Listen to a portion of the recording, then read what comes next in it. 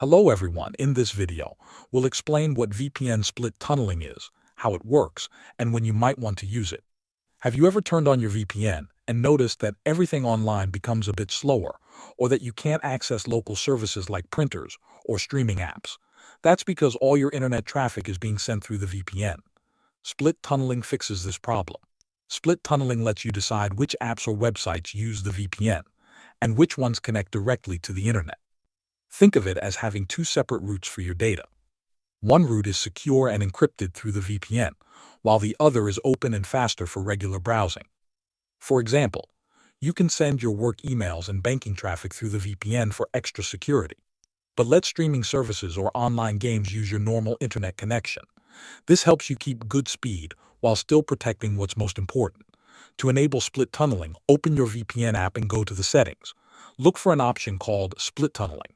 Then choose which apps or websites should go through the VPN and which should not. Save your changes, and you're done. Thanks for watching.